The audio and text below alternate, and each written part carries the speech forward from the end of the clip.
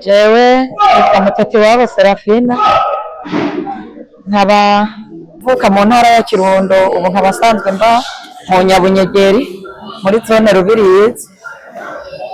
Jewe natanguye gusengera hano hantu mu kwezi kw'icenda. Nahaje nari mfise ikibazo gikomeye cyane, atari Imana yonyene n'ukuri ntivyari vyoroshe, byari ibintu bidasanzwe.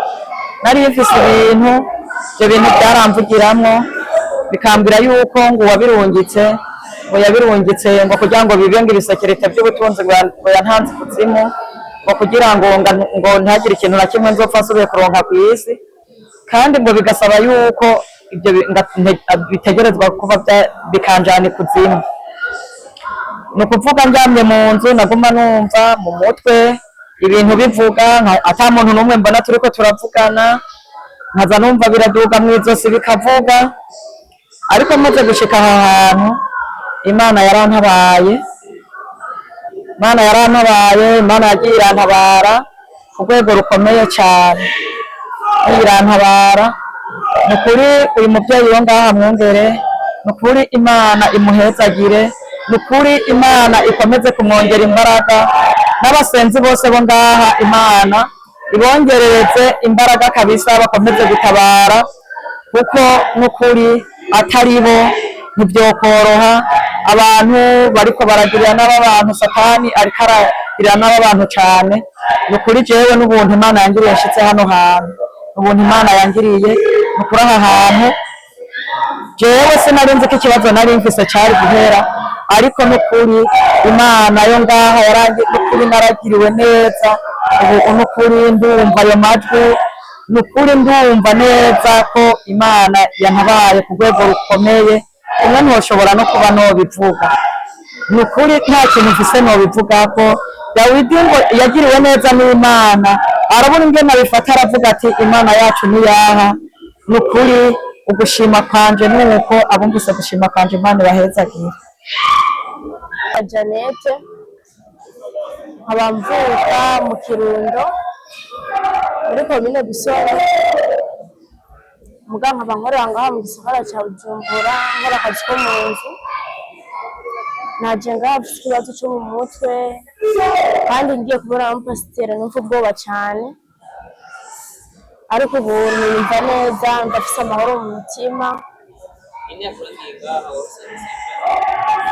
Je vraiment sinasenga mugabo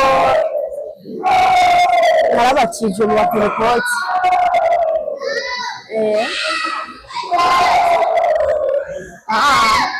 Nibyo bisenga kubera ahantu nkora bose nanyembera kuja gusenga no kuza ngahandi ndakwiyiba none iyo nje gaho bimunezera n'ubusinzi kunza gushika bimeze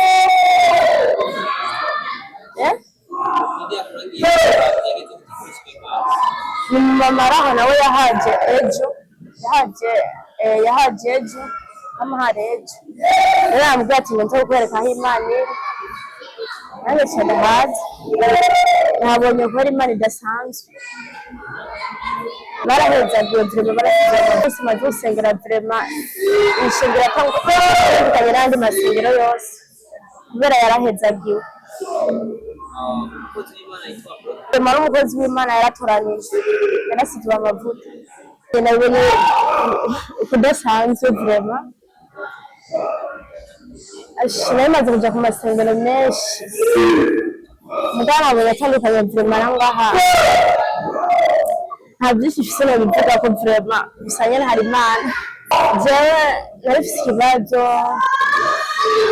nababara umutwe, mva umugongo ukanga, mva mu nda nenga simerewe neza, ariko arasengera numvishije nenga muri jewe, ariko arasengera natse umuriro mwinshi muri jewe, niyumva nyene ku bidasanzwe, mugo ubu ndiyumva neza, ndashimira Imana. Ico nohanura abantu baja ku bapfumu si vyiza vraiment. Nanje ndasaba Imana izorinde kuja ku bapfumu vraiment.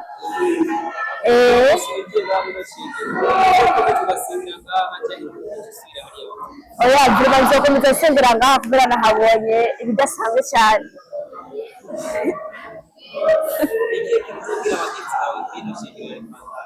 ahubwo nzobazana vrema nabo bagize barasengera ngaha ndababwira ati nizo ndabereka ahantu hari Imana kweri.